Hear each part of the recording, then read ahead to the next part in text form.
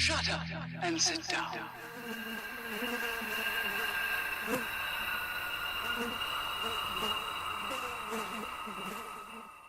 Hi guys, and welcome to Monday's tutorial. Today we're going to be covering how to paint the Lords of Contagion. I really enjoyed doing this paint scheme. We're mainly covering the armour, so towards the end we're not going to go into every single detail there. We're just colouring the cover schemes like we did with the Gloom Lord. Now the Gloom Lord was okay, I took a few ideas from this one. So we've primed in black and now we're going to cover him in Games Workshop's Talon Sand. Once you're done with the Talon Sand, you want to water down your paint quite considerably and start going over the highlight areas with a Xandri dust. You don't even need to be too clean with your brushwork on this one. Quite a time consuming paint scheme. As you can see, we're using the old fine cast models, but we've still got the rest of the Dark Imperium box set coming up at some point. Now we're going to take Bugman's Glow and brush that towards the bottom of every single plate of armour. So we're following the Dark Imperium book, and there's quite a few different ways to do the Nurgle in there, so it's basically what we're doing with this small series of videos. I'm putting that on like a wash and then spreading it up the armour and then drying it back down with the brush. Now we're going to use Deathclaw Brown, and instead of starting a quarter of the way up with the Bugman's Glow, we're going to start most of the way up with the Deathclaw Brown, and then we're going to pull that down to the very bottom of each armour plate, because it's not even the Nurgle for these. I think their armour plating is just two-tone anyway, and I think it looks really interesting. Then we're going to use Recklum Flesh Shade to blend all that together, leaving only the very tops of the armour, you know, showing the original colours.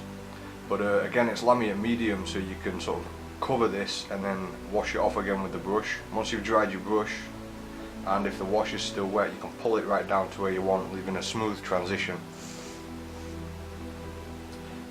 Now we're going to dry brush it again, dry brush it Xandri dust, and pick out all those highlights again. You want to be really careful not to go over the top with this dry brush, because we're just trying to pick out the edges of all the details. And you don't want to put big streaks along all those washes and layers that you've done on the armour.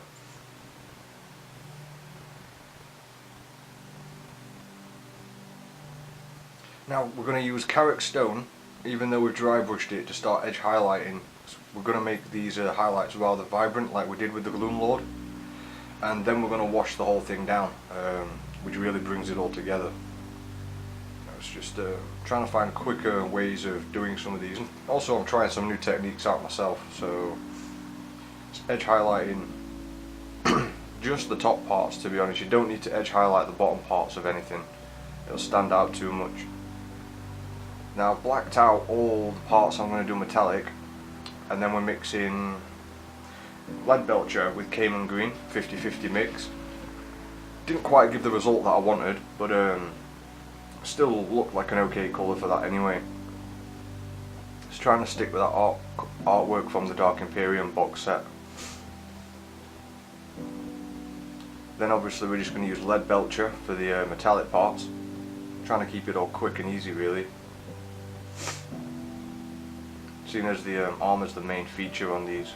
I would like to do the studio army like this for the Death Guard or for the Nurgle army, but very time consuming. It's taking long enough just to get through the Death Guard lot.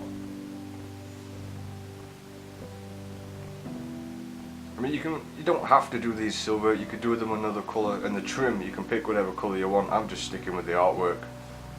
Now Celestria Grey was then used to pick out the actual Nurgle on this one, because I needed something from a different palette so that it actually stood out enough for you to see it, because obviously we've got a lot of blending going on already, guys, and this just seemed like a reasonable colour.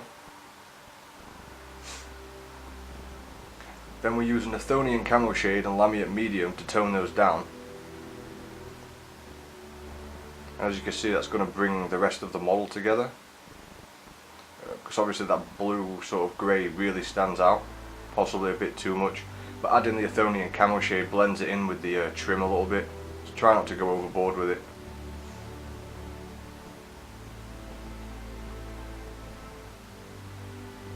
Then we're going to pick out the highlights of all that Nurgle again using Celestria Grey.